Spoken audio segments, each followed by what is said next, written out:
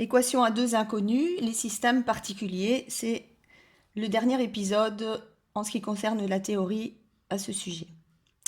Résous graphiquement ces deux systèmes après avoir complété les tableaux suivants et en traçant les droites D1 et D2. Notre première équation, 3x plus 2y égale 5, afin de pouvoir faire le graphique et de déterminer des coordonnées. Nous allons donc transformer cette première équation. On prend une feuille annexe. On recopie donc 3x plus 2y égale 5. Et le but est d'isoler y pour avoir de nouveau l'équation sous la forme y égale quelque chose x plus ou moins un nombre, un terme indépendant. Donc j'isole d'abord le terme en y, 2y, et donc j'élimine 3x, le terme gêneur. Donc 2y égale 5 moins 3x.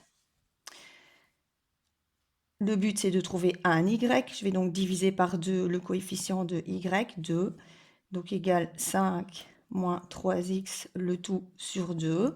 Et donc, ce qui revient à 5 demi moins 3 demi de x. Donc y égale, on peut mettre les termes dans un ordre différent, moins 3 demi x plus 5 demi. On va donc retranscrire ceci en haut du tableau. Donc ici, on écrit moins 3 demi x plus 5 demi. On va déterminer des coordonnées, deux coordonnées, pour pouvoir construire notre droite, dont l'équation donc est y égale moins 3 demi x plus 5 demi. On va attribuer comme valeur pour x 0. On choisit des valeurs simples, encore une fois, à calculer. Si je remplace x par 0, j'ai donc y égale moins 3 demi fois 0 plus 5 demi. Et donc y égale 0 plus 5 demi. Donc y égale 5 demi. Première coordonnée, donc 0, 5 demi. Je vais remplacer le x maintenant par 2. On va remplacer x par 2. On peut le faire aussi sur la feuille annexe. Si je remplace x par 2, donc je reprends l'équation comme on l'a retranscrite, donc moins 3 demi x plus 5 demi, et je vais remplacer le x par 2. J'ai donc y égale moins 3 demi fois 2 plus 5 demi. Je multiplie une fraction par un nombre, on multiplie le numérateur par ce nombre. Si on peut simplifier, on le fait. On sait effectivement simplifier 2 sur 2.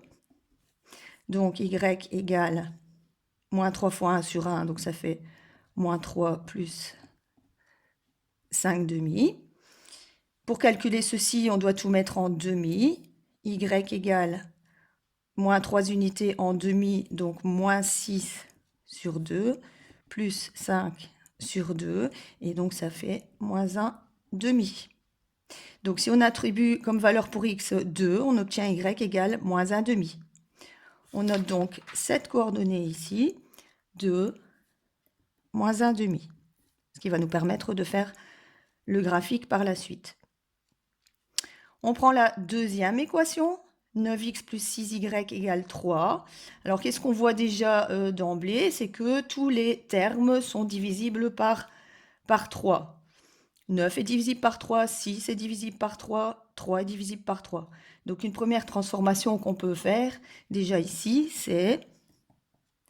Donc, 9x par 3, ça fait 3x, plus 6y, 6 par 3, ça fait 2, donc plus 2y, égale 3 divisé par 3 égale 1. Je vais donc transformer ceci maintenant pour isoler y. Je reprends une feuille annexe. C'est donc maintenant 3x plus 2y égale 1. J'isole le terme en y. 2y égale 1 moins 3x. Pour trouver y, je vais diviser par 2. Donc y égale 1 moins 3x, le tout sur 2. Ce qui revient à écrire 1 demi moins 3 demi x. Et si je remets dans l'ordre demander moins 3 demi-x plus 1 demi. On retranscrit cette équation en haut du deuxième tableau. Donc, ici, y égale moins 3 demi-x plus 1 demi. Je vais prendre les mêmes valeurs qu'au-dessus. X égale à 0. Donc, y égale moins 3 demi fois 0. Donc là, ça fait 0 plus 1 demi. Donc, je trouve 1 demi. Je remplace x par 2. Donc, je vais reprendre la feuille annexe pour bien montrer. Je remplace x par 2. Donc, y égale moins 3 demi fois 2 plus 1 demi. Y égale, donc 2 sur 2, on simplifie. Ça me fait donc moins 3 plus 1 demi. Je transforme tout en demi pour pouvoir calculer. Y égale moins 6 demi plus 1 demi, ce qui fait y égale moins 6 plus 1, ça fait moins 5, et donc moins 5 demi. Je retranscris donc moins 5 demi.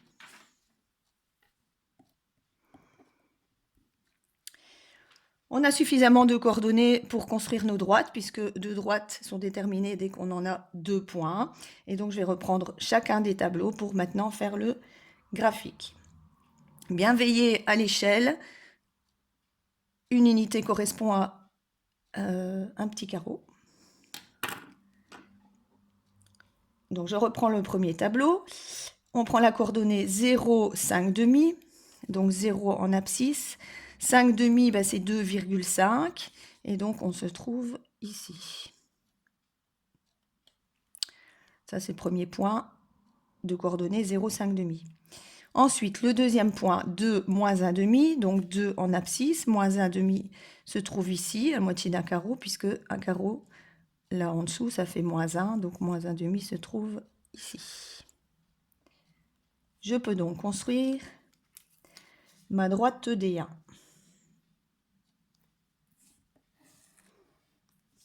On marque D1. L'autre droite, D2, passe par le point de coordonnées 0, 1 demi. 0, 1 demi se trouve ici. Et l'autre point de coordonnées 2, moins 5 demi, donc 2, moins 2,5. 2 en abscisse, moins 2,5 en ordonnée, donc ici. On trace la deuxième droite.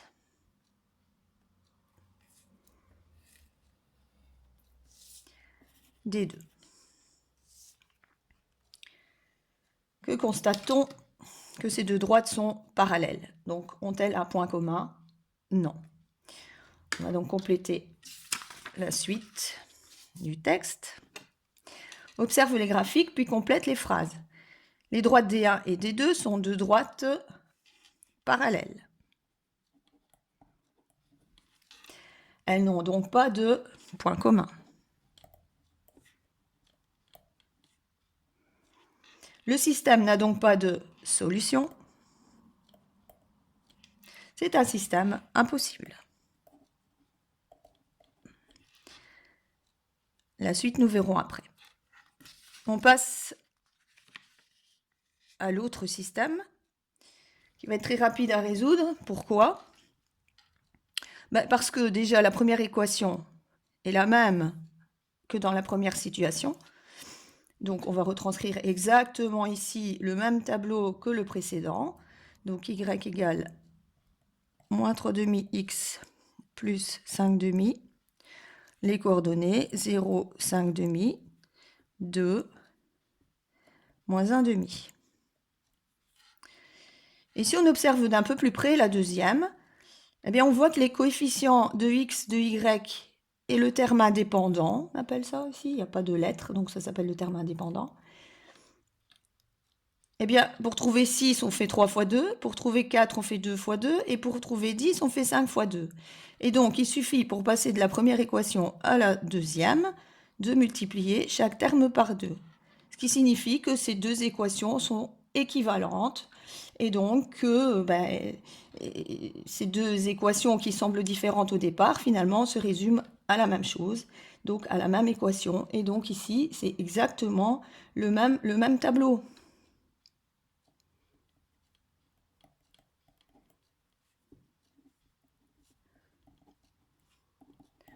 Donc finalement, comme ces deux équations sont équivalentes, le graphique sera le même. Et donc, qu'est-ce qu'on va obtenir? Eh bien, une seule droite. Et donc finalement, si on veut quand même au départ distinguer et dire la droite D1 pour équation, la première équation du système, la droite D2, la deuxième équation du système, eh bien finalement ça revient à dire que ces deux droites vont être parallèles confondues. Et donc on va replacer nos points 0, 5 demi. Donc ici, 0, 5 demi et 2, moins 1 demi ici. On trace la droite.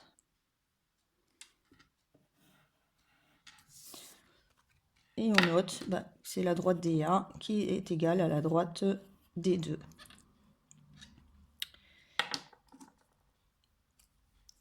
Et donc, le texte, D1 et D2 sont deux droites confondues.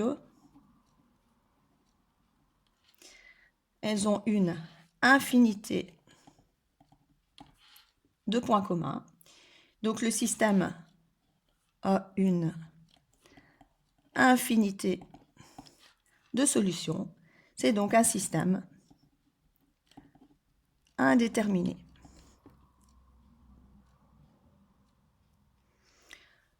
Alors comment voir ou pouvoir deviner de quel système il s'agira quand on a affaire à un système particulier?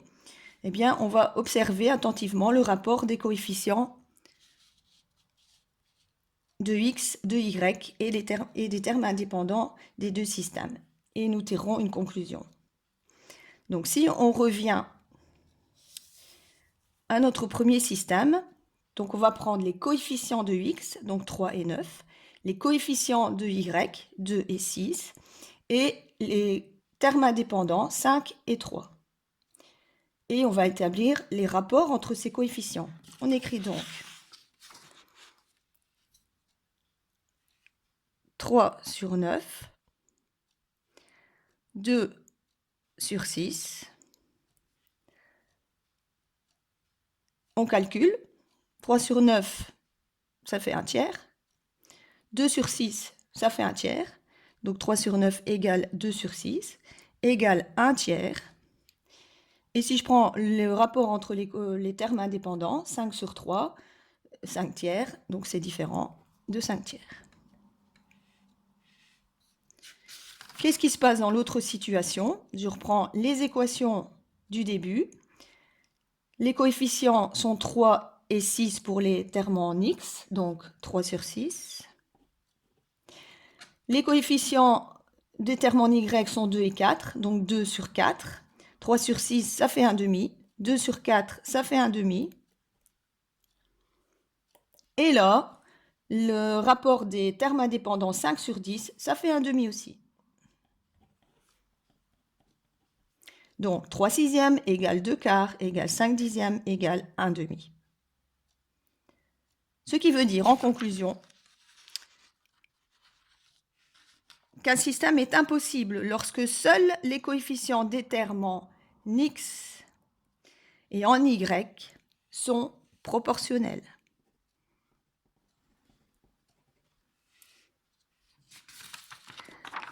Un système est indéterminé lorsque les coefficients des termes en x, en y et les termes indépendants sont proportionnels.